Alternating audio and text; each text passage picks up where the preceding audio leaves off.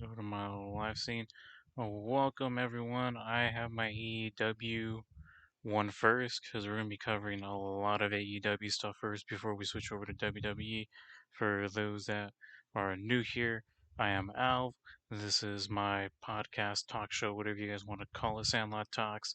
And we're going to be doing double predictions today because this weekend, or specifically tomorrow, we got WWE's Payback pay per view, and then on Sunday we have AEW's All Out. So we got a lot to talk about.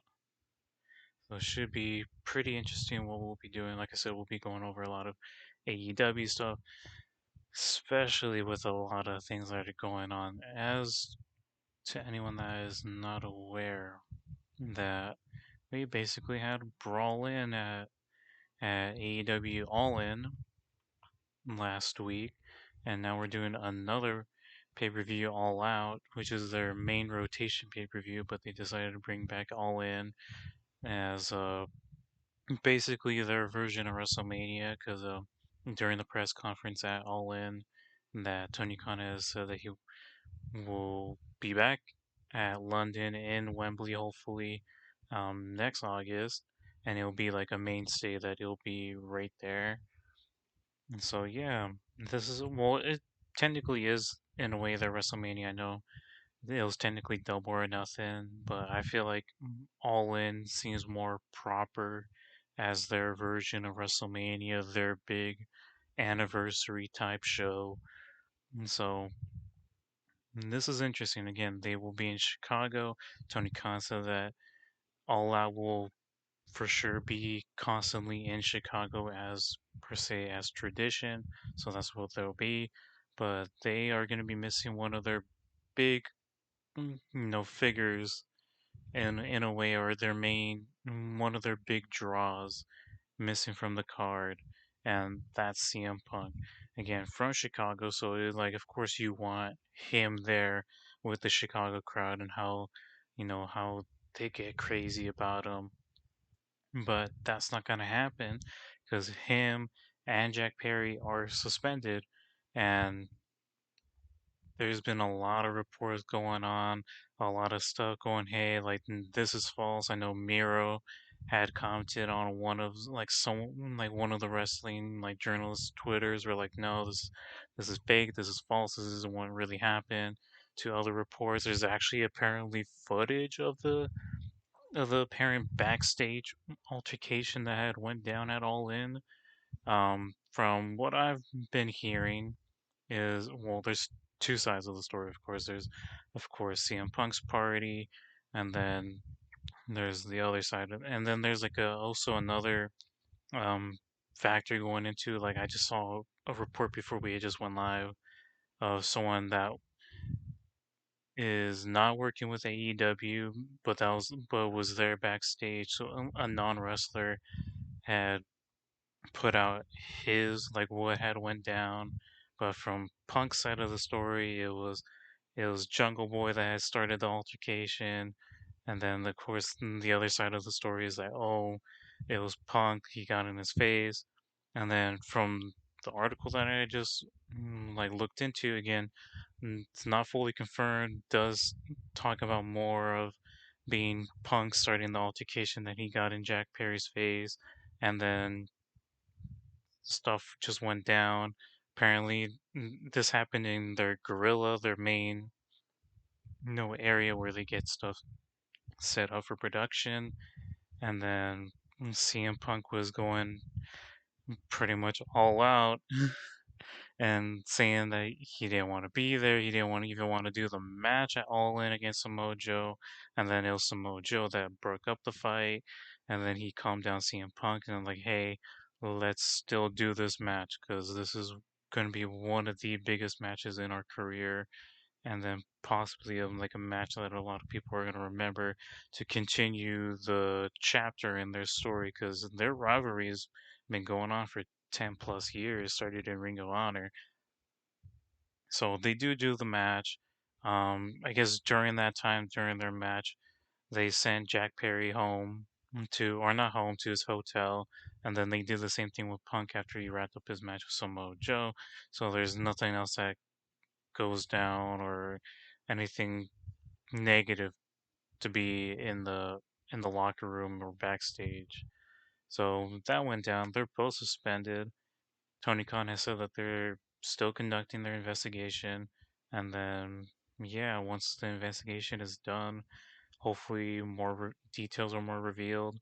But yeah, no CM Punk at All Out, which is very unfortunate. I was actually very curious on what would happen at Dynamite if the crowd was going to take over. Crowd was a little lackluster, but I think that's because of the show was a little bit of lackluster. Because it's weird doing another go home show for your next pay per view. I think this is like my main issue, and I hope they learn for this for next year because again you're gonna have All In late August next year. Put All Out in like the middle of September at least. Give yourself a couple weeks of some decent build on the other card. But going into All Out, we already had some set matches like Darby Allin and Luchasaurus for the TNT. They did the contract signing at All In between Powerhouse Hobbs and Miro. Then I believe Ruby Soho had won a number one contenders match, I believe, to go up against Chris Stanlander for the TBS. But then other than that, that was like the only initial matches that were announced. And then, of course, and same thing what they did with All Out and some of their other pay-per-views too, is where they just put the card very late, like a week or two before, and they're like, here, we're just gonna throw stuff together. That's pretty much All Out, except for again some of the matches. Like again, we already knew about Miro and Powerhouse Hobbs. It's been all right build, and then same with Luchasaurus and Darby Allin, which that one's been going on for a little bit too. And then, I mean, you could say Konosuke and Kenny have been feuding for like probably the longest, for sure. But yeah, I mean, we can get into the predictions now. As I did last time, 2 points for title matches is going to be very interesting for WWE because they only have 6 matches, and I believe 5 of those matches are title matches. Let me just double check my notes real quick. Yeah, 5 of the matches for the Payback card is going to be title matches. The only one that's not is Trish and Becky. That's a steel cage. And then for this all out card, I believe I had counted 9. So they just, again, they had like 3 matches, 4 matches already official. And then they're like, all right, we're just going to throw these people on the card. So I'm going to start with the TBS championship match of Chris Statlander versus Ruby Soho. Um, just because it's odd because Chris Statlander was feuding with Mercedes Martinez and Willow Nightingale on Collision for a few weeks, and then you have Ruby Soho coming in, and the Outcasts are no longer together? Question mark. Yet I just saw on Instagram that they had just promoted a match that the Outcasts are doing on Collision tomorrow against Team Good Guys of Britt Baker, Hikaru Shida, and Chris Statlander. So I'm a little confused. I was actually pretty interested in what Chris Statlander was doing with Willow Nightingale, Mercedes Martinez. I was actually hoping for that it was going to be a triple threat match. But I was still gonna go with Chris Statlander winning that match, just like I'm still gonna go with Chris Statlander winning this match. Because I don't see Ruby Soho winning the TBS title just yet, but I don't know how that would affect the Outcasts overall if Ruby Soho were to win. Because again, you already have Soraya with the women's title. Then you have Tony Storm, who did a gimmick change, and I'm actually really enjoying it. but I'm still gonna go with Chris Statlander just to continue to beef up her reign a bit. Um, but yeah, I'm gonna go with Chris Statlander again. Again, the build has been alright, but I'm still gonna go with Chris Statlander. Next is Miro and Powerhouse Hobbs. I'm actually pretty excited for this match because it's the whole classic, you know, big men slapping each other around, beating down on each other kind of type match. Something that Vince McMahon would have loved if in WWE, but I'm actually pretty interested in this match because these two are really athletic, excellent wrestlers, and I'm actually gonna go with Miro winning this because I don't know what exactly that they're doing with Powerhouse Hobbs. That he was part of QT Marshall's like little group QTTV, and then he's not because he got screwed out of the TNT title, and then I think as of recently on not was it Dynamite that they did their little face to face, and then the again QT's faction came out and beat down on Miro, and Hobbs was like a little confused, like what are you guys doing here? And then what else had went down? Oh, they threw in Miro in the ring, and then Powerhouse Hobbs just did his spine buster and all this other stuff. But the main build was it was Hobbs breaking away from that faction. And then he talked about how he needed to redeem himself and like what's next for the next chapter of the book of Hobbs. And then he just continued to go in on redeem, that key term right there, redeem, redeem. And then he called out Miro, his tagline, I'm the Redeemer. And I'm actually pretty interested in this match particular. I'm not. It's not going to be like the match of the night, but it's really like had my like really caught my eye on what they'll do for that match. And then for that one, I chose Miro, and that's mainly because I feel like QT Marshall and again the faction is gonna interfere with the match and it's going to cost Hobbs the match. And then it's going to be Hobbs being real pissed off about at QTV and all this other stuff. And then hopefully they get a rematch. If it's a solid match, I really hope that they do a rematch. But that's my thoughts on that match. Next match that we have on the card, I don't know if it'll be in the same particular order that they'll do for the pay-per-view, but I got Orange Cassidy versus John Moxley for the international title. And this is a coin flip for me, to be honest. This could go either way. The build has been pretty solid because it's just been, the Blackpool Combat Club beating down on the best friends, Eddie Kingston, and then the Lucha Bros. And then it's just now you know, separated now to John Moxley wanting a title shot at the international title. So then when they announced the match, Tony Khan has said like, yeah, John Moxley's going to be fighting All Out, and he's going to fight for the international title. And then it's like, oh, who is he going to face? Because then they booked on for Wednesday, Penta versus Orange Cassidy. Again, a solid match. They continue to build off how Orange Cassidy is a fighting champion, but every time he's finishes matches, he's more banged up. He's dealing with back problems. He's dealing with problems in his hand and then he's like beat down, beat up, and now you're going up against John Moxley, who you can consider one of the most dangerous men in wrestling of all the crazy stuff that he's willing to put through his body and then to his opponents as well. So it's going to be an interesting match. As much as I would want Orange Cassidy to retain because again he's been a brilliant champion. As much as like I've seen like people like man like when is he gonna lose the title? He's gonna lose it to like someone like Swerve Strickland, which I actually didn't mind.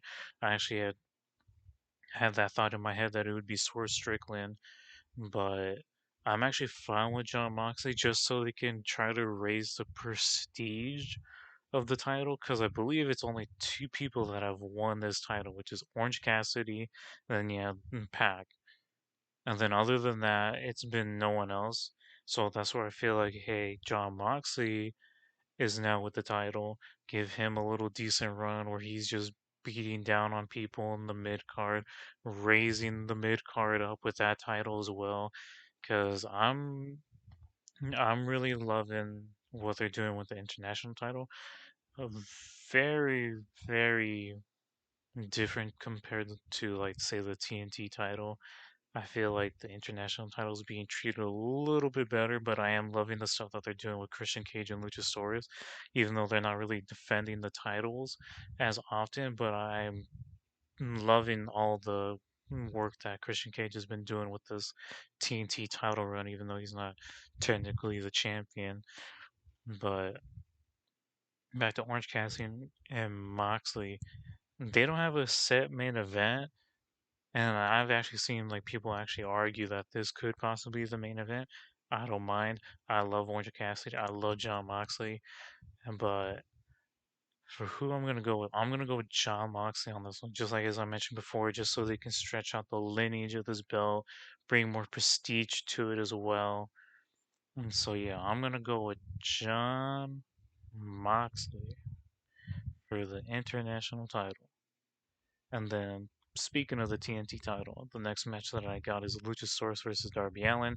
There's no stipulation on this match yet, and but I was honestly hoping for a ladder match. I know they did a ladder match for with Luchasaurus, or it was Christian Cage. It was Christian Cage versus Wardlow, but I actually wouldn't mind a ladder match for this as well. But right now it's just a regular title match.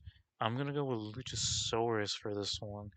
And this is like a really good comparison for what they're doing with this pay-per-view, is that they're gonna let the people that lost at All In take a win at All Out. So it kind of it makes sense because again, Christian Cage is sort of Strickland lost the coffin match at All In. Now you have this title match between well, Luchasaurus wasn't in the match, but he did get involved. But I have Luchasaurus just because of shenanigans, because I already know Christian Cage is gonna get involved. Possibly Swerve Strickland is gonna get involved too, just because he's still doing that little feud with Darby and Nick Wayne. So that's where where I'm trying to like piece together what they'll actually do. That's where I feel like there's gonna be some interference. Sting might come out, of course, to help out Darby, but that's where I have the shenanigans going on. But I do again really enjoy the build up for this because this I believe has been like a month plus build, and especially when you had an added Christian Cage going off about Nick Wayne's father, and again just Christian Cage going off on the memes and you know feeding into it. But solid and I'm hoping a really good match because again, you have Darby and Luchasaurus, excellent wrestlers. And again, I'm gonna go with Luchasaurus for this match in particular. Next, we got Bullet Club Gold. So you have JY, Juice Robinson, and the Guns versus FTR and the Young Bucks. Now, as I mentioned beforehand, that this is gonna be the again, whoever lost at All In is going to possibly be winning at All Out. Bullet Club Gold lost at All In when they teamed up with Konosuke when they fought the Golden Elite. But there's going to be another factor into it because again, FTR and the Young Bucks battled it out in their third match at All In. It was a really good match, but at the end of the match, you know, FTR put their hands out and to like shake hands. The Young Bucks were like, "No, we're getting out of here. We're walking out of the ring." Then at Dynamite, they cut to a little segment from All In that they had filmed. You know, the Young Bucks are in the locker room, and FTR come in and like, hey, we had an excellent match, and then Young Bucks did like apologize for not shaking their hands or whatever. So then FTR was like, we could do a match at All Out, and it'll be us, all four of us teaming together, and we're gonna go up against Bullet Club Gold. So then they set up that match. I'm going with Bullet Club Gold because of this one other factor. Because again, they didn't shake hands. They're gonna be not communicating with each other very well compared to Bullet Club Gold because they've just been a constant unit from all the matches that they've been doing on Collision. So I have them winning that. Should be very interesting. And what I originally planned out in my head was a triple threat tag match that it was going to be FTR, Young Bucks, and Bullet Club Gold, specifically Jay White and Juice Robinson. And then this is where you could possibly, possibly do hold on, sorry, I'm reading chat. Go Niners? Yes, go Niners indeed. Hello, welcome in. You mind if I just call you Tax? Just to make things easier for me, because I am reading chat off my phone and I don't have the best vision in the world. So if you're cool that I just call you Tax. But welcome in. Back to my train of thought of this 8-man tag match. Again, you have the frustration between FTR and the Young Bucks going up against a solid unit that's been working well together in Bullet Club Gold. But like I was saying, I was really hoping for a triple threat tag match because it would have been really good. And then I wouldn't have mind Bullet Club Gold winning that match just to feed more into the feud. Oh, I don't know what message you had typed in, so I do apologize for that. Or even if you had put a link, so I do apologize for that.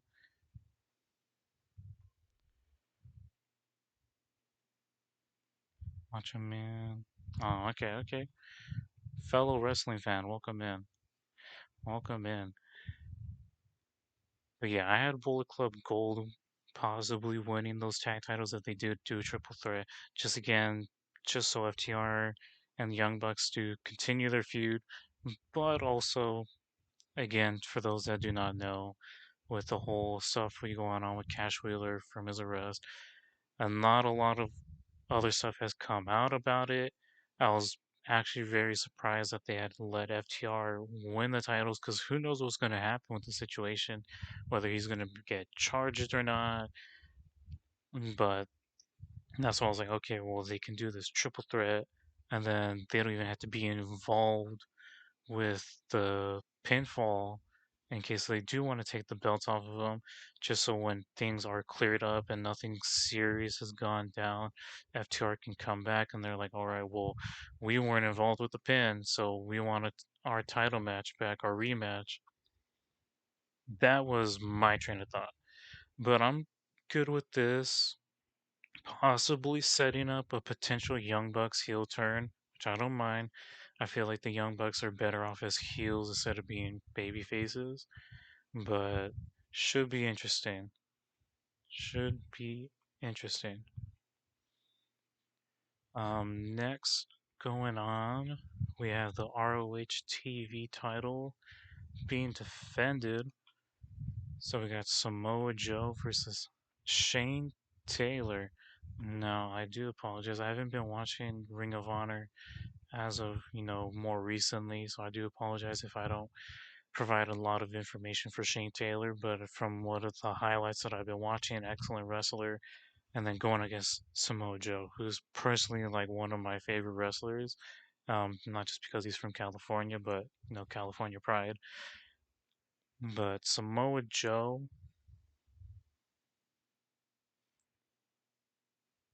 pretty epic. Yeah, I'll take a look at it. But going back to Samoa Joe, I feel like they're not gonna let him drop the title because he's been going on with this gimmick of I am the king of television. and I've really been enjoying that, especially when he was double champ with the TNT title, and he's just really feeding into that. He's been doing a lot of good stuff when he's on Collision, and especially when he was feuding with Punk. That's clearly not going to happen for a while with the suspension going on. But I have Samoa Joe locked in for that pick, and should be interesting. Like I said, I'm sorry I do not have a whole lot of information into feeding that. Next, we have Blackpool Combat Club, specifically Claudio and Wheeler Yuta going up against Eddie Kingston and Shibata. Shibata is current Ring of Honor's pure champion, and then of course you have Eddie Kingston, who is a champion for New Japan Strong. Then you have Claudio, who's the Ring of Honor World Champion. As I said before, with them losing at All In, they're gonna pick up the win at All Out. So, like I said, I'm gonna go with Blackpool Combat Club winning this match, and just to feed more into the feud of Claudio and Eddie Kingston, because you can literally do a lot right now. You can literally continue to expand and build upon the feud of Claudio and Eddie, since their feud goes years back when they're like starting out. And then of course you have Wheeler and Shibata that were feuding here in a bit for the Ring of Honor Pures title. But I'm gonna go with Blackpool Combat Club. As again, just as my other reason is just because they lost it all in, they're gonna win it all out. But again, I'm hoping this still continues to build Claudio and Eddie, that they'll do, Ring of Honor world title match at Ring of Honor's next pay-per-view, or even, the next main big pay-per-view for AEW. But that's what I have right there going down. Then I believe there's only two matches left. Yes, we have two matches left. We got Kenny Omega versus Konosuke with Don Callis, of course. Really good matchup. All in the six-man tag that they had when Konosuke tagged with not Black Full Combat Club, but then when they tagged with Bullet Club Gold, and then of course going up against Golden Elite with Hangman and Kota Ibushi. I'm gonna go with Kenny winning this match because he's the one that took the pin in the All In match, and then you can even talk about how he took the pin. I believe it was Anarchy in the Arena at their last pay per view when they were going against the Blackpool Combat Club when it was Wheeler Yuta that actually pinned Kenny Omega. A very similar situation for that. And so Kenny's going to pick up his win. And I've, again, really enjoyed the build that they've been doing with this. It's been mainly a Don Callis versus Kenny Omega type feud that Konosuke is, the new young up and coming wrestler that's, being featured more on TV. Now that he's with Don Callis, that he's gonna just go up against Kenny Omega. It should be a really, really good match. Probably maybe match of the night. I really enjoy Konosuke. I've got to actually witness Konosuke wrestle in person when I went to an AEW show when they were here in California, and he wrestled Bryan Danielson because this is when Bryan Danielson was building up his feud against MJF, and a really good heavy hitting type match. And I'm expecting the same thing for this match with Kenny. It's going to be excellent. It's going to be slow pace at the beginning because, again, you have Konosuke's heel. He's going to be like, I'm going to take things slow. And then they're going to kick it up into gear to get more into Kenny's pacing of a match.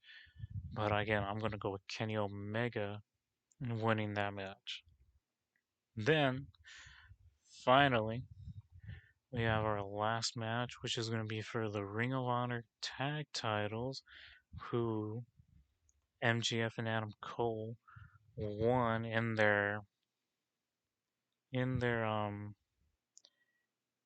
pre-show match, 0 hour match, I should say, because that's what they call their pre-show, 0 hour against Aussie Open. So they are at the Ring of Honor tag titles, and they're going up again. And this is a spoiler to anyone that's actually interested in watching Rampage, because on Rampage they're doing a tag team battle royale tonight, or tonight, because they tape it right after Dynamite.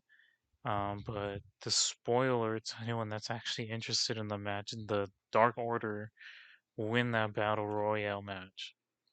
So spoiler for that. So it's going to be Adam Cole and MJF versus the Dark Order for the Ring of Honor tag title match. I will say I'm actually kind of disappointed because, and I was talking to Waffles about this um, a few days ago. I was like, why aren't they doing the Kingdom? Mike Bennett, or even you can even throw Roderick Strong because he is technically part of the Kingdom in there, just to continue the little tension that they're doing. But like I said, they could have done the Kingdom here, but I mean, I don't mind it because I do enjoy the Dark Order as well, and especially now that they've taken more of a heelish, character aspect in their characters. But like I said, I felt like they were gonna go with the Kingdom, and then just so they can add on to, Adam Cole being really like stretched out. Like, man, I care. It's like I care about MGF, but it's like I also care about, Roderick Strong and the rest of the Kingdom, like, cause we were a faction together. And then they actually cut a really good promo on Dynamite, and then Adam Cole talked about like how MJF was gonna have the week off. Then that's when Roderick Strong was just screaming Adam's name into the mic, and like everyone was just getting really annoyed with it. And then Adam Cole had brought up like the MJF's neck was like, oh, that it's not doing good, so he's gonna take the week off. And then you have Roderick Strong come out with his neck brace that he's been wearing for who knows how long, and which you have Roderick Strong like talking like, man, it's like you care about MGF's neck, but like not mine. It's like I'm over here wearing a neck brace and everything. It's like it's just like you just don't care, and I like that because then it makes Adam Cole feel like guilty. It's like, man, it's like, no, that's not what I'm trying to say here. And then you have the rest of the kingdom cut off Adam, and then they cut their little promos like, it's like, you're like we were all in this together, the kingdom, and then you had left to join Bullet Club and all this other stuff, just so you can make a lot more money with merchandise and all this other stuff. And again, that's why I felt like the kingdom. And then literally the next day when they actually showed a full-on promotion for the Battle Royale, I didn't even see the Kingdom featured on there, which I was like, interesting. I was like, but why not? Because I know Adam Cole, or not Adam Cole, but MJF was not going to defend his world title at this pay-per-view.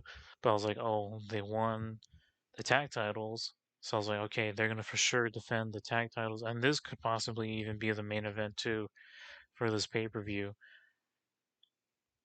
Um, I'm trying to like piece together what they'll do here. Is will the Kingdom interfere with this match, but MJF and Adam Cole still win, or they could do no. I feel like they have to have the titles and feud against the Kingdom here, and then God, I was like from what I was planning out in my head here was because I had said on the previous podcast that CM Punk is going to retain and he's going to go up against MJF, hopefully at Full Gear.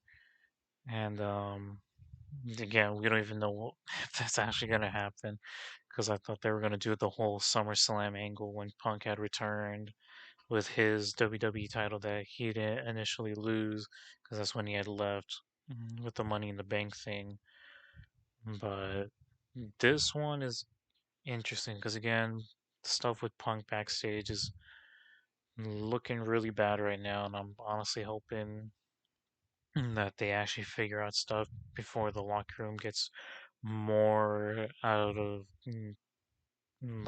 control and chaos and stuff about that situation. But like my idea was like, oh, they're doing Punk and MGF at Full Gear, and then they did like a segment just like what they did with the Young Bucks. They're in the locker room and all in after the match. MGF basically laid down his like schedule thing that he's gonna be doing for the next few weeks. That he's taking the week off, but he's still gonna fight at All Out, defend the tag titles, and then the winners will be defended in or will be determined through the battle royale. And then Tony Khan has said that he's gonna be doing another like tournament thing to determine the number one contender for the world title that he'll be fighting at Grand Slam, which I believe is in Arthur Ashe Stadium in New York.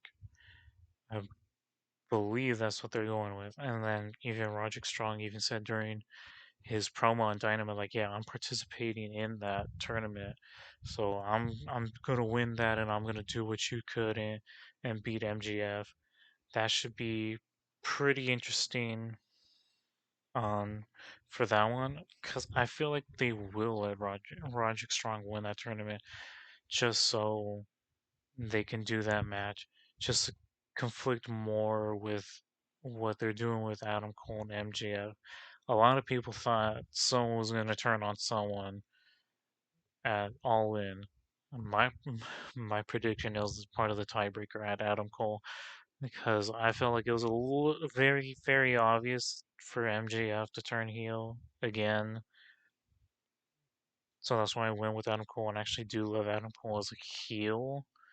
But what they're doing with his babyface run, and again, it's the biggest thing right now in wrestling.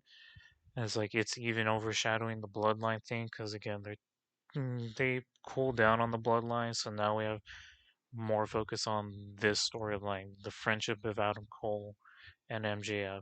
And so now you have this. That's why again I felt like it seemed more fitting to do the Kingdom instead of the Dark Order at All Out. And then just to build off, Roderick Strong wins this tournament, battles MGF at Grand Slam, and then whatever that they'll do at Full Gear. So, like, that's what MGF had laid out. It'll be interesting on what they'll exactly be doing from that point on. But I don't know. It's a very easy pick for me to go with MGF and Adam Cole. Like, I'm sorry to the Dark Order. Sorry about that. My water bottle had knocked over. But I'm gonna go with my gut here, because again, it's an obvious, easy pick, because I don't see the Order winning. It'll still be a solid match, because the Dark Order can put on a really good, solid match. But I'm still gonna go with MJF and Adam Cole winning that. So just for a little recap here, and then we'll switch over to my WWE stuff here.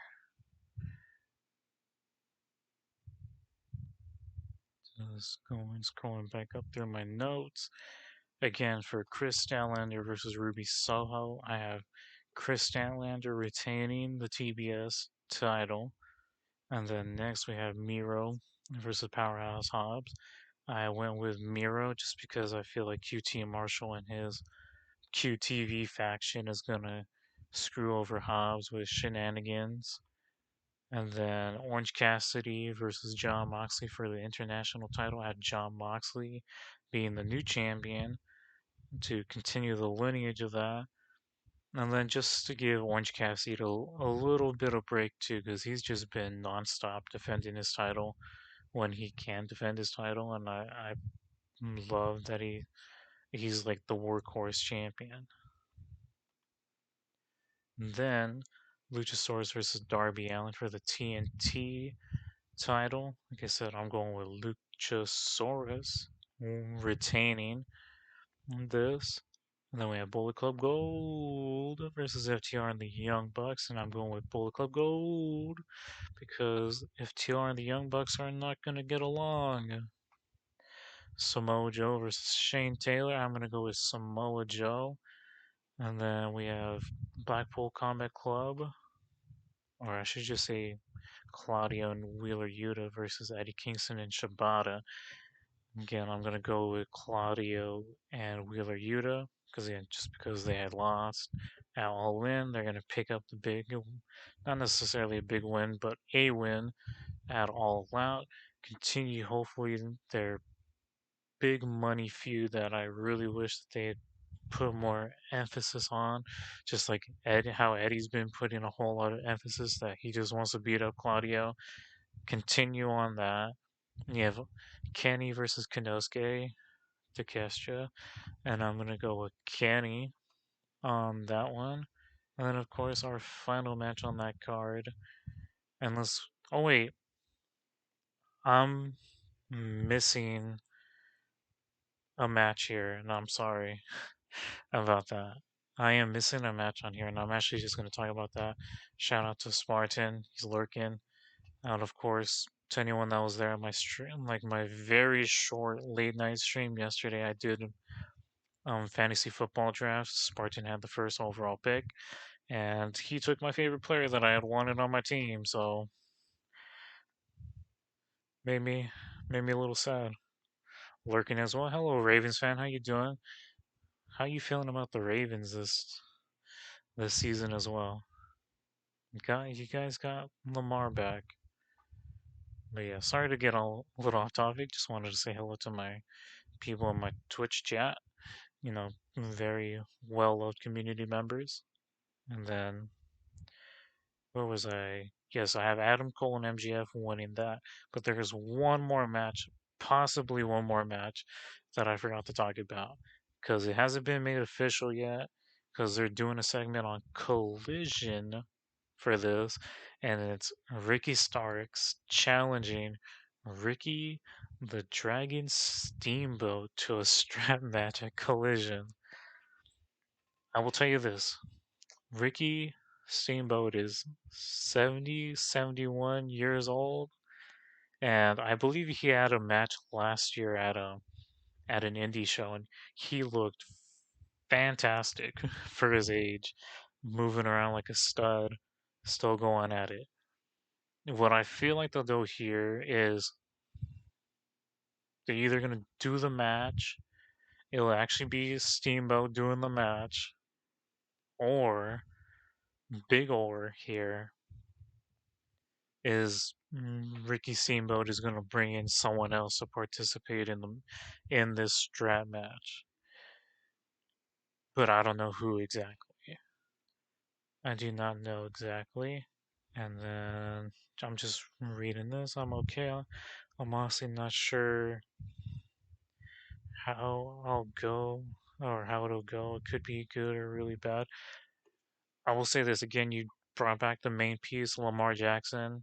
I'm a little iffy on the wide receiver core. I know you have Odell, you guys drafted Zay Flowers, and that I'm mm, more on the weapons. I was like, oh, how will the Ravens do? But I'm glad that you're doing well. And then hola Rocky, Marvel Bestie, doing some homework, but I'm happy to see you on here. Hello as well to Rocky, another community member. But back to the match between Ricky Steamboat and Ricky Starks. Well, I'm going to put out two scenarios here. Let's say mm, either one like scenario. I saw Ricky Starks winning the match just because I feel like Ricky Starks really needs a big win. And I'm a big fan of Ricky Starks here, like, because he's a really good talker and he's a really excellent wrestler. And of course, he had the title match against Punk, in which Ricky Steamboat was the guest referee because that's who Punk had brought in. So then he beat up Ricky Steamboat, got suspended, and then they're gonna do the segment he's gonna call out Steamboat, let's do this strap match. So again, first scenario, I do have Ricky Steamboat accepting the match, and then they do it, and then Ricky wins it. Unless, unless if they're gonna go full on, WWE shenanigans, like, oh, we're gonna have a Hall of Famer come in, beat down, and not necessarily. And it's like, I don't want to see Barry because I have a feeling that Ricky Starks will come back from this if he were to lose. But I have Ricky Starks winning in both of these scenarios. But the other scenario is that he brings in someone else to accept the strap match. I don't know who. No names really necessarily come out to mind unless if they're like, oh, well, we're gonna let Punk still be on the card. Like, yeah, he got suspended, but we're gonna still throw him on the card here. That could be a maybe. Probably not, because again, everything that happened with Jack Perry and their little brawl, that's not gonna happen there. But those are like again the two scenarios that could happen is either Steamboat accepting the match and doing the strap match, or Steamboat's like, I'm not gonna accept this match, and this person will though, and then it'll be some big name, possibly Andrade. I don't know. They haven't really done anything with Andrade right now, other than his little feud with House of Black. That's why I'm like, it's really like mm, making my wheel spin here on what they'll possibly do on tomorrow's collision. So I'm probably gonna have Payback on my laptop, and then I'm gonna have Collision on my TV so I can see what they'll actually do with that segment there. But it should be interesting. But like I said, I'm going with Ricky Starks on both those scenarios. So 10 matches total on the card, which is insane. But I'm sure that they're going to do a 0 hour match too. So let's just say 11 matches on the card and overall. But yeah, those are my predictions for All Out. I do have two other people. I'm actually defending the All Sandlot Talks Championship. That's what I'm going to call it. Because I won predictions for All In against Waffles. Then Waffles did put in her predictions. I'm still waiting on my other guests that I was gonna have be part of predictions put in their predictions, but those are my predictions for All Out, defending my All Sandlot Talks Championship. Now let's move on to Payback, and I'm gonna do this real quick. There we go. Let me just move my camera just a bit over because I am covering a bit of that K right there. There we go. Payback. There we go. Not as many matches compared to All Out. We have 6 official matches and then one segment that Grayson Waller's doing his talk show with Cody Rhodes. I'm really hoping that it sets up another potential feud for Cody because they're not really doing much with him right now other than feud with Judgment Day, which he doesn't really need to be honest, unless if we were like talking about Survivor Series, because I wouldn't have minded, because I had a lot of people I threw out like, oh, if they do bring in JD McDonough to Judgment Day, they could do Cody, KO, and Sammy, and mystery partner do War Games match at Survivor Series. If they do War Games again, I'm hoping they do because Triple H. The War Games match last year wasn't necessarily the best, but it was still pretty solid, especially like going towards the ending, and with Sammy is like, I'm full bloodline here, doing this for the family. That moment right there, that really had sold it to me. But those are my suggestions, but I'll get more into that like later. And to anyone's knowledge that do not know this, John Cena's making his return tonight on SmackDown, and he will be on TV for about 2 months, going full time for 2 months. Again, you have the writer's strike going on, so they're not really doing any kind of production stuff related for any of his projects. So that's why he's like, you know what, I have time. I'm gonna come back to WWE. I'm gonna do. I'm gonna return to SmackDown. A lot of people think that he's gonna announce that he's also gonna be a guest host for Payback. A lot of people are talking about that he's gonna be involved with their next big pay per view. Well, I don't want to say big pay per view, but their next pay per view, Fastlane, the month after. I believe next week, and I was actually hoping that it was going to be on Peacock because they were promoting like, hey, we're doing a show in India. We're going to be, doing this. I believe it's called Superstar Spectacle, and they already announced it's going to be John Cena and Seth Rollins versus Imperium, specifically Giovanni Vinci and Ludwig Kaiser and that. But I'm very curious.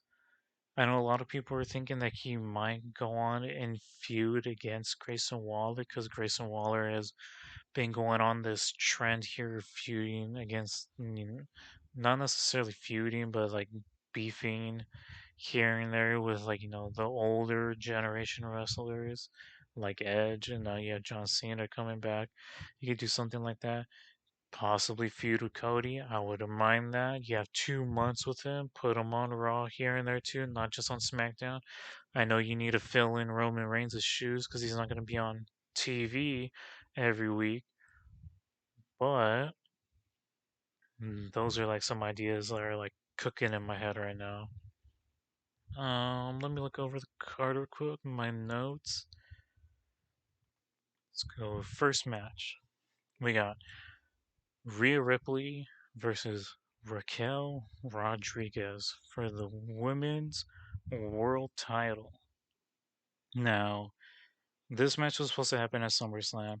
It got cut, just like with Becky Lynch and Trish Stratus's match got cut, and it was supposed to be part of SummerSlam. Mm, for a second, I thought they were going to do this match on a Raw. I'm kind of glad that they did save it for at least a pay per view, but I'm gonna go with Rhea Ripley, sadly, just because the build has been alright, but Rhea Ripley's title reign in general hasn't really been that too exciting, or it's like, oh my god, it's one of like like compared to Orange Cassidy and AEW, it's not going out there a lot. It's not drawing a lot of eyes to like, oh well, yeah, she's been a fantastic champion, but that's not really the case. I mean, again, she started off her title win, or she won the title at WrestleMania. Excellent match against Charlotte Flair. Very good. And then she goes against Zelina Vega in Puerto Rico. And that was a pretty solid match. Good. And then you have this little little stint right here with Natalia, which I really think was like the main killer in this because she was feuding with Natalia, and the feud wasn't really like that good. And I called it when we did our Night of Champions predictions podcast that I was like, oh, she's gonna be Natalia in pretty much a squash match, and that's exactly what happened. And then they did do a rematch that was actually pretty solid. I actually really enjoyed that. And then from there, it was pretty much nothing because they had a real mostly more focus on Judgment Day stuff, like especially with Balor and Priest, that how they're like not really on the same page here, and then there's that, and she's on NXT's putting on good matches against Lyra Valkyria, and then again pretty much nothing, and then all of a sudden she started. beefing with Raquel Rodriguez and Liv Morgan. She beat up Raquel, which cost them the women's tag titles, and then she beat up Liv Morgan, and then Raquel Rodriguez came back like, "Oh, I'm gonna come beat you up now. Like, you beat up my best friend Liv, so now I gotta get you," kind of thing. Then I believe Rhea Ripley attacked her one more time on the same knee that was injured. So they're like, "Oh, the doctors need to clear you," kind of thing.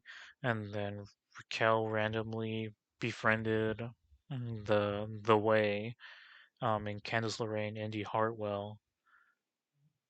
And then Rhea Ripley beat up them in matches, and then Raquel got cleared, and now they're having this match tomorrow. I was like losing track on when the pay-per-view was, but it's tomorrow. Mm, But it should be a really good match because they did feud back in Black and Gold NXT days, and it was actually pretty solid. They were even a tag team when they got called up to the main roster later down the road, and then now you have this, and this is more again trying to beef up Rhea Ripley's um credibility in a way as champion.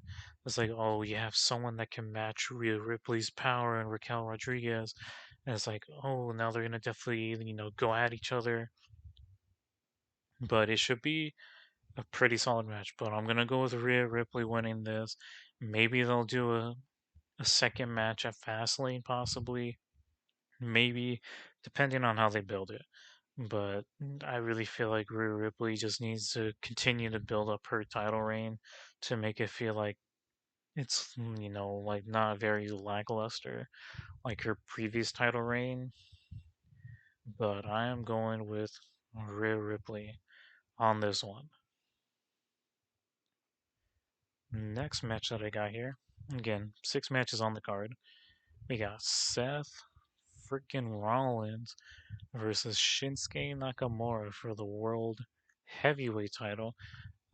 This pretty much is like a Raw pay-per-view. Most of these matches are Raw guys, other than LA Knight, and the LA Knight, again representing SmackDown, he's going up against The Miz, who's on Raw, and then of course you have the U.S. title match, both SmackDown guys.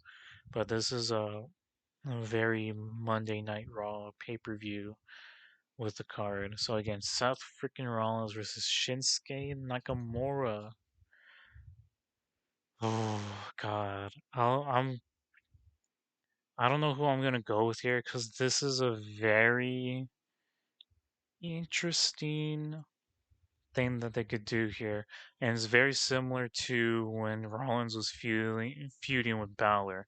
Like I really wanted Finn Balor to win the world title, just so they can continue the whole angle. Like, oh, Priest could cash in on you, because there's no way in hell that he's gonna cash in on Roman Reigns. But with this one, and I'm really enjoying a lot of the promo packages that they're doing with Shinsuke Nakamura.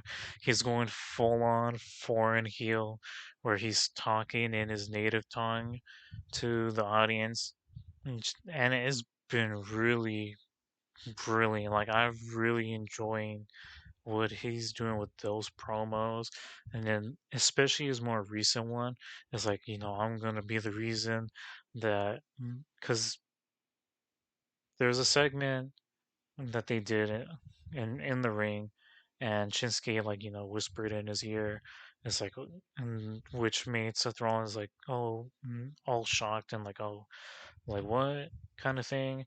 And then he had revealed Shinsuke revealed what he had whispered, and I was like, oh, I know about your back, which it was like it was a little confusing at first, and then Seth Rollins had elaborated on that.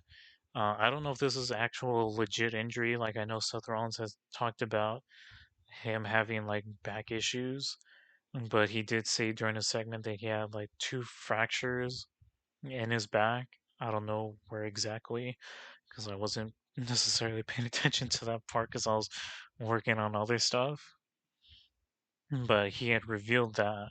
So then I was like, oh, okay, so this is going to be a match that I'm just going to target the back.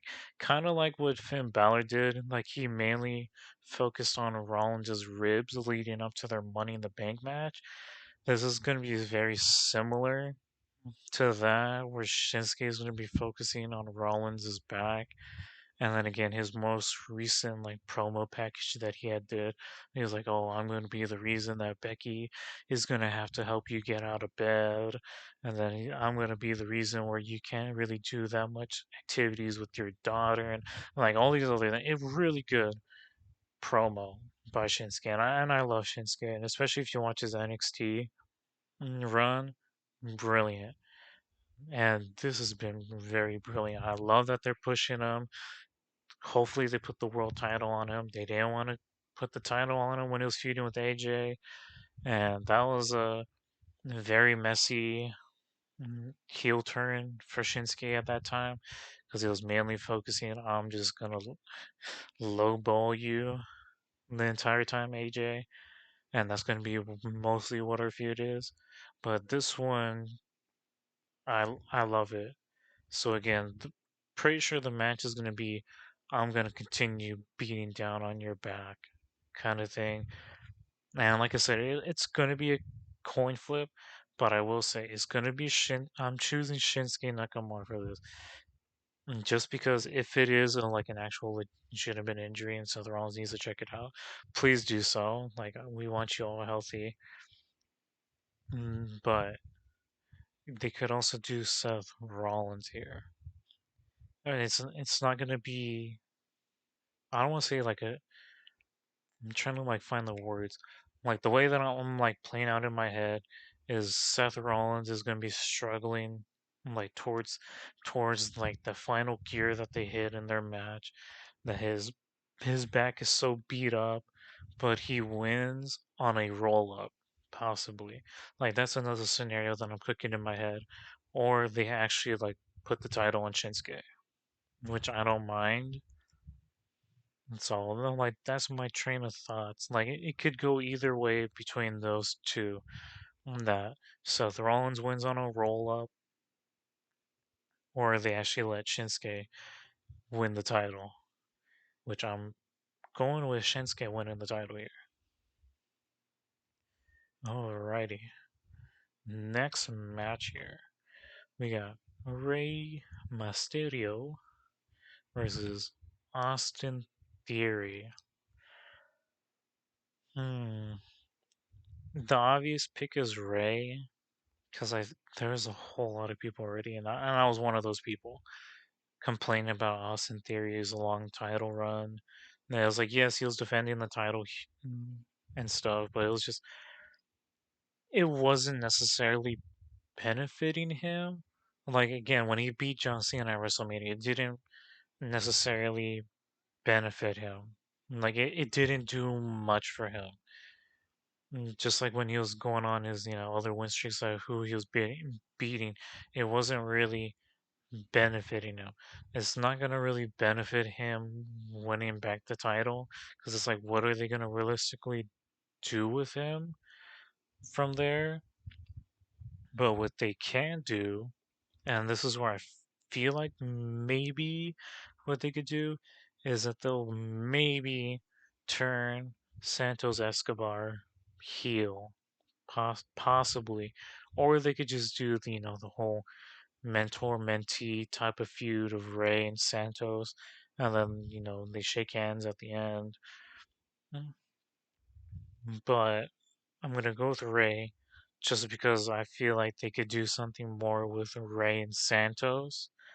And originally I was hoping that Santos Escobar was gonna win the title, and that didn't happen because he got injured. But I'm gonna go with Ray, just because I don't want to see another Austin Theory title run. You should stay away from the title. Let him do something else, I guess. But what they could do here is that either have Santos turn heel, or it's like, oh, Santos wants a title shot against Ray. that he could possibly win.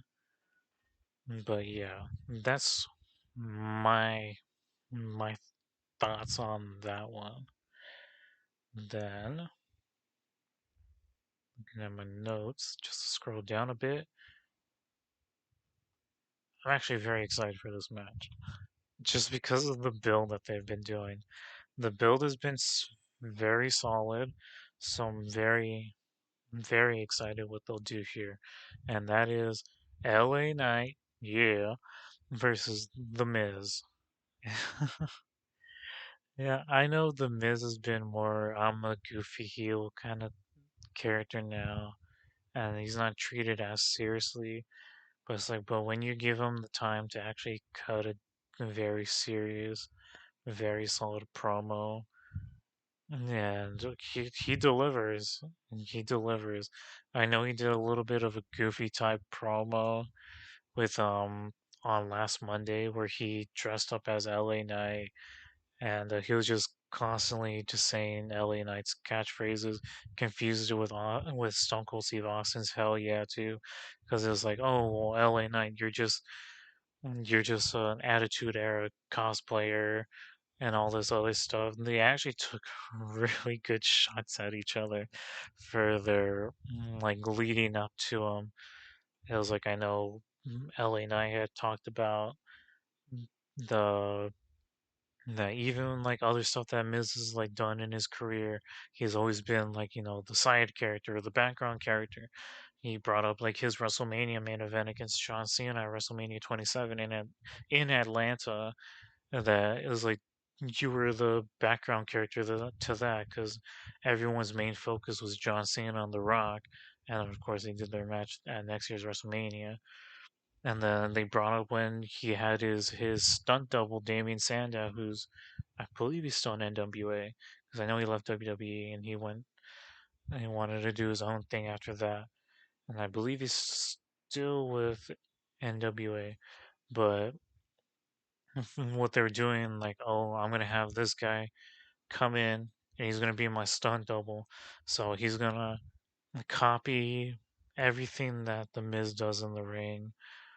And he did that, and it was so over, and it was like everyone was talking about Damien Sandow, not the Miz, and so I did like that. And then again, just like how the Miz had brought up, like, no, you're just a flash in the pan, you're just an Attitude Era cosplayer, and all of this other stuff. Really taking good shots at each other, and, like cutting good promos. Because again, LA Knight's a good talker. Yeah, the Miz, that's a really good talker when you give him the chance. I am excited about this just because of their promos that they're doing. The match should be pretty decent. It's not going to be match of the night, but it should be pretty solid. Do I see this feud continuing? Maybe in Fastlane, or this is just like a one and done type match because again, they completely forgot about the draft. Because like, oh, well, we having a guy from SmackDown feuding with a guy on Monday Night Raw. But again, I'm going with LA Knight because I feel like they're slowly starting to pick up with the pushing of LA Knight. So I can see him taking the win. Mm, Then we got the other match that was scrapped from SummerSlam. I don't know if it was still going to be a steel cage match, but this is going to be a steel cage match just because they don't want Zoe Stark interfering with this match. But it's going to be Becky Lynch versus Trish Stratus again in steel cage match. I got Becky winning this because this feels more like a Becky win, anyways, and that's when their first encounter in Night of Champions. I was like, okay, well, Trish is gonna win that match, and then if they do a match at Money in the Bank, there's probably gonna be Becky winning that match, and then they're gonna end out the feud at SummerSlam kind of thing. And then I also had brought in the other scenario if they were in the ladder match for the women's Money in the Bank, it would be someone screws someone out of winning the briefcase, and then they do the match at SummerSlam. Then that was not the case. I mean, they still screwed each other out of winning the briefcase anyways at Money in the Bank. Then they're building up to, and again, this feud has been pretty solid for the most part. And then I'm like trying to find the words. They had a really good, excellent match on Monday Night Raw, the Falls Count Anywhere match with her and Zoe Stark. And then, of course, Trish was involved with that. But that was a really good match.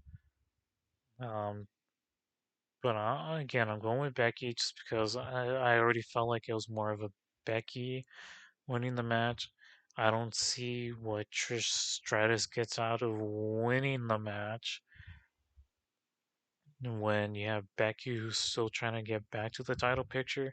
But then I was seeing rumored reports that Trish Stratus might be the next opponent for Rhea Ripley, which I'll be honest, I don't actually wouldn't mind that because then again, you already have Zoe Stark being your in a way bodyguard muscle, have her like have some matches with Rhea Ripley, and then Fastlane or Survivor Series, like whatever pay per view you want to do it, or even on a Monday Night Raw. They do that build because I believe they tease it.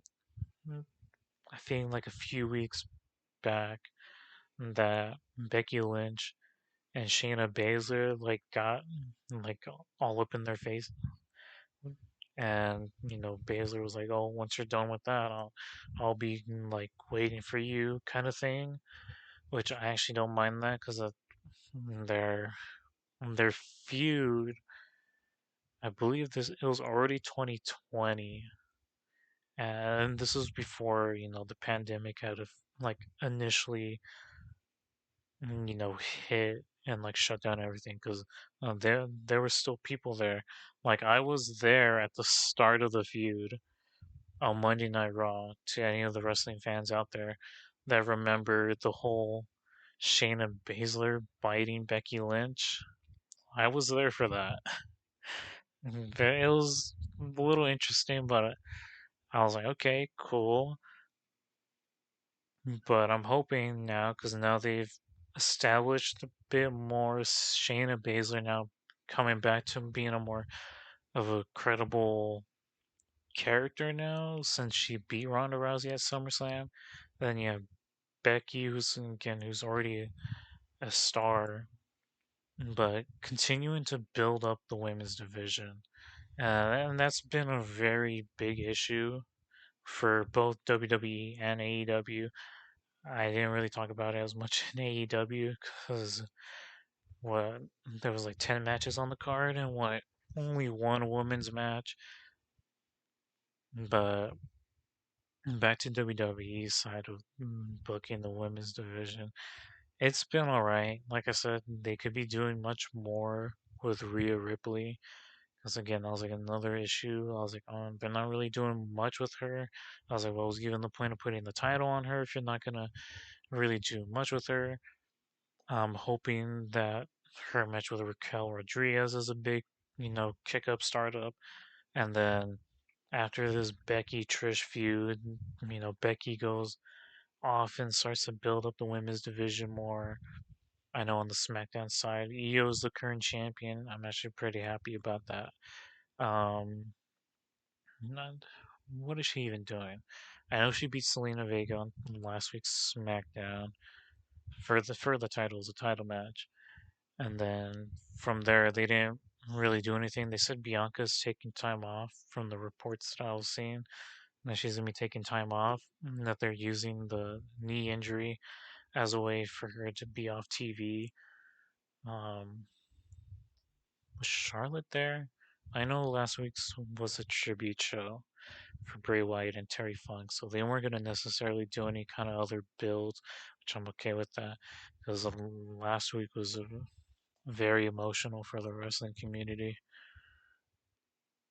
But yeah, the booking side for WWE has been all right.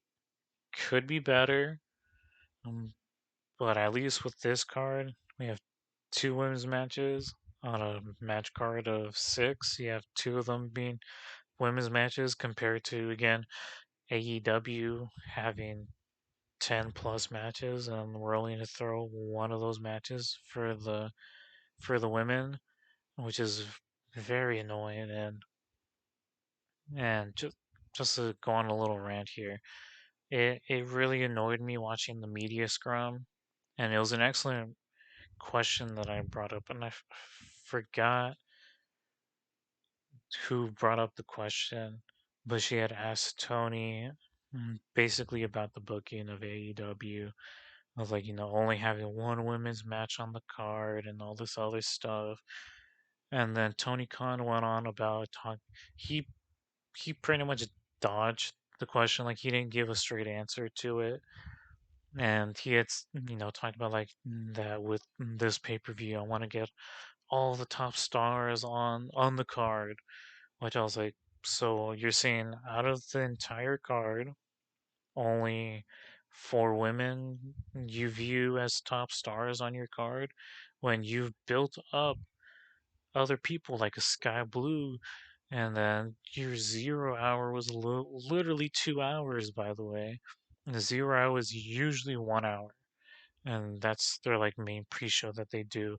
But they went live like 2 hours before the show. So you have 1 hour where they literally didn't do anything. They just showed promo packages for that hour. And then you have the main 0 hour. They had the ROH tag title match, and then you have the FTW title match. But out of that, nothing. Just again the one women's match.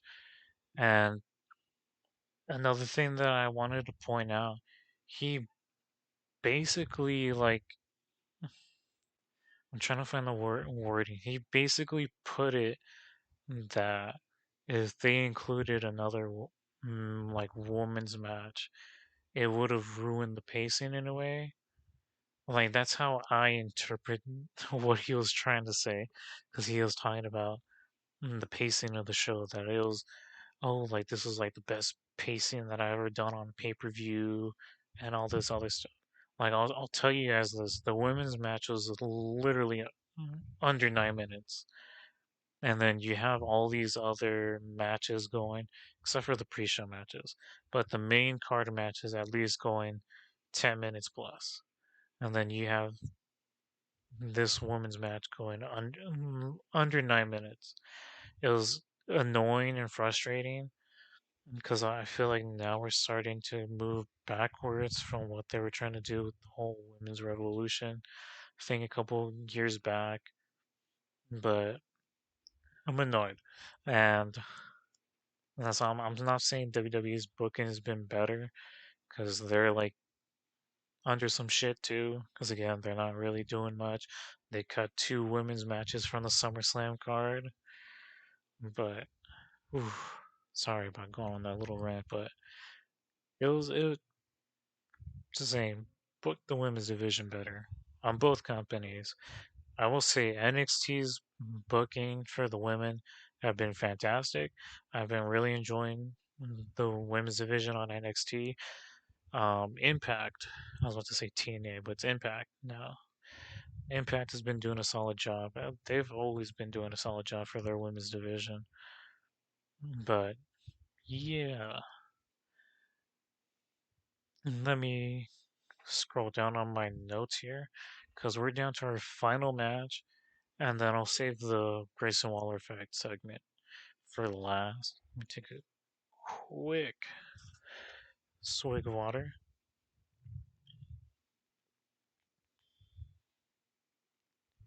Alrighty, last match, and this is for the undisputed tag titles. We have KO and Sammy versus Judgment Day, and to be specific, it's Finn Balor and Damian Priest representing Judgment Day. I'm sure Rhea and Dominic Mysterio is gonna get involved, shenanigans, but and possibly JD McDonough too, because I just forgot that he's trying to get into the group. here are the scenarios that I have. They either let KO and Sammy retain, which what is which is what I'm picking here is KO and Sammy to retain here, just because Balor and Priest are not going to be on the same page here. That they're going to get into arguments.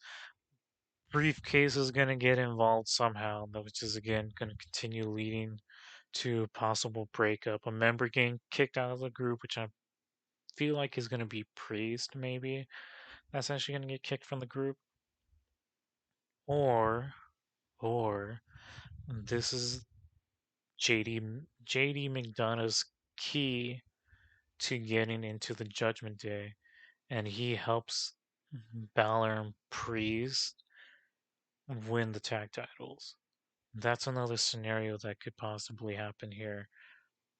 And it's not a bad scenario because, again, it lets JD into the group, and then from there, you can still build tension to a possible breakup of a team member getting kicked kind of thing. You can still go down that same route with these two scenarios that I had brought up.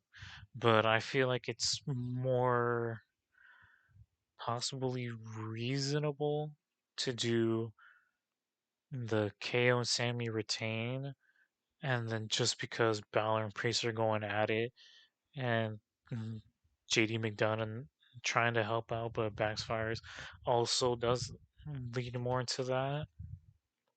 But the build it's been all right. I know KO was dealing with his rib injury, so he wasn't really on TV for a few weeks, and then you had Sammy.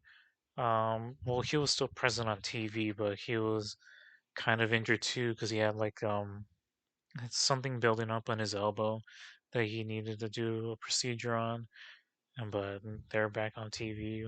I'm very happy about that, so they can still do this. And then, I mean, that's pretty much it. The main events of Raw have literally been the same. Like, it's going to be Team Good Guys, which has usually been KO Sammy, Seth Rollins or Cody Rhodes versus Judgment Day. And then it's been majority Good Guys win just because JD's either messing up, the briefcase being bad luck for Finn Balor, then yeah. But again, those two scenarios, it could either go Sammy and KO retaining just because Judgment Day's not getting along, or JD McDonough earns his way into Judgment Day by helping them out. But then Damian Priest is still on edge of trusting him or not. But yeah, I'm locking in with more KO and Sammy, so I'm gonna stick with that. Then we have the segment that's gonna happen, and I'm hoping this doesn't mean. I honestly hope this actually opens the show. Just get it over with. This doesn't need to be like a whole main event kind of thing, where maybe you can even put it in the middle of the show. But Grayson Waller effect with guest Cody Rhodes, the American Nightmare. Again, what I'm leading from here is some kind of feud for Cody. Maybe it is with Grayson Waller, and again, they just don't care about the draft anymore, or the brand split, as you can say. They could possibly do that, or as I mentioned earlier, that John Cena is making his return to WWE, returning tonight actually. So I need to actually make sure I tune into SmackDown tonight. And then, yeah, I feel like Cena is gonna possibly come out during the segment because again, a lot of people are thinking that he's gonna announce that he's the guest host for Payback, and then he'll have some kind of involvement in Fastlane. Like I feel like they could either do Cody feud with Cena or have seen a feud with Grayson Waller, because again, as I mentioned, that Grayson Waller's been doing his little beefing with, like some the older guys in the locker room type thing. But again, I'm really hoping this leads into at least something for Cody, because again, if the planned main event for WrestleMania 40 is Cody versus Roman again, you gotta keep the man busy. Gotta keep him busy. Do something. It's like you kept him busy so far this entire summer with Brock Lesnar. And then, I mean, of course, Dominic Mysterio, Money in the Bank. But it's like, what else is there to do? I threw out the ideas like once Drew McIntyre turns heel, they could do something with Cody. They have history. They won the tag titles many years ago. But I'm like, there's not really any like really big established heels on Raw. I mean, other than Gunther, but I don't want to see Cody and Gunther like feud just yet because I'm actually really enjoying what they're doing with Chad Gable, and I was also hoping that they would be on the card, but I believe it's Gunther and Gable fighting on next Monday mm, for on Raw, and then uh, I'm already saying this. Gunther's gonna retain because I believe next Friday he has the record. Like he beats the Honky Tonk Man for the longest reign as Intercontinental Champion. But I don't mind Gable winning either because Gable's been honestly amazing as of more recently because they've been pushing him more, being featured more on TV, specifically with matches to show more of what he can do. But again, I'm really hoping that this segment actually leads something for Cody. Cody needs something instead of just, oh, well, I'm just gonna help out KO and Sammy, against the Judgment Day every week, kind of thing. Like he needs an actual feud going on, which is why I honestly kind of wish he was on SmackDown, because again, he could even feud with like someone like a Bobby Lashley, who they've recently turned heel, that he's doing this heel faction with, with the Street Profits. But I don't know. That's my predictions of what they'll probably do for that. And then just to do a little quick recap, and then I'll just go over the tiebreakers. I'm not going to give out my answers because I forgot to ask. And the other people that are participating in this predictions, their answers the for the tiebreaker questions, but I will save the tiebreaker questions, of course, on stream and on this video recording because this will be on my YouTube channel later, which I believe I have pinned in Twitch chat if anyone would like to check that out. Then, like I said, first match I had Rhea Ripley versus Raquel Rodriguez. I'm still going to go with Rhea Ripley just because to establish more uh, her title reign more. Seth Rollins versus Shinsuke Nakamura. I went with Shinsuke because I really want to see him with the title. And he's been a really good heel too. I'm actually pretty happy that they're building him up as a better heel. Maybe he could go up against Cody. But if they were to do that, probably don't put the title on him then, because Cody doesn't want to win the World Heavyweight title. But I'm still gonna go with Shinsuke. Ray versus Austin Theory. I'm gonna go with Rey Mysterio. LA Knight versus The Miz. I am going with LA Knight. And then Becky Lynch versus Trish Stratus in the steel cage match. I'm going to go with Becky Lynch. And then, of course, the final match KO and Sammy versus Judgment Day. Like I said, I'm going to go with KO and Sammy just because shenanigans between the Judgment Day are going to happen. And then, tiebreaker questions. I have Will Lita return to help out Becky just because this whole feud started with Trish Stratus attacking Lita. Possibly, maybe, could possibly happen. Santos turning heel could also be a big maybe. And then another one, do we see Balor or Priest getting kicked from Judgment Day. It probably won't happen on that pay-per-view, but maybe down the line. And then for the AEW tiebreakers, I have MJF or Cole turning heel. Maybe they could do the heel turn at All Out. Maybe. Then I have QT Marshall and his faction interfering with Miro and Hobbs. I've already talked about it. He probably will. The other question I have is, does Swerve Strickland get involved with the TNT title match? Possibly, maybe. I don't know. Um, just a quick little thing. I'm just saying who's also on right now. Because I believe Mr. E is on. I'm also seeing who else is possibly on right now. Yeah, we're probably gonna rate E, but just to wrap up things for the YouTube video, I don't have any big announcements just yet, re- regarding podcasts. I actually need to look over some things. I need to reschedule the Teenage Mutant Ninja Turtles podcast, and then what other podcasts were I was thinking?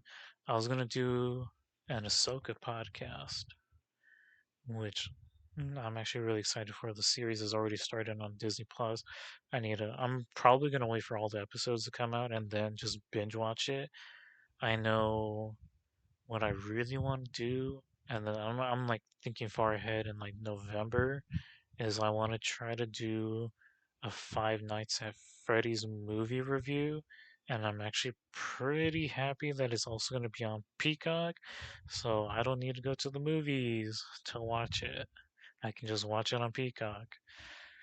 And this is for me like I can for rewatch purposes, I can watch it multiple times just so I can look at other details for that. So that's like a November thing because I believe the movie comes out late October. And then I know I want to try to do some other horror stuff during the month of October, podcast wise. But like I said, I don't have anything like initially set. And then plus I'm also back at school. So I need to be able to do a proper balance. But yeah, let me pull up this. I hope you guys really enjoyed this podcast. If you really liked it, drop a like. If you're new and still want to and really enjoy this content, subscribe to my YouTube channel. Would really appreciate that. So for now, bye YouTube. I will see you next time.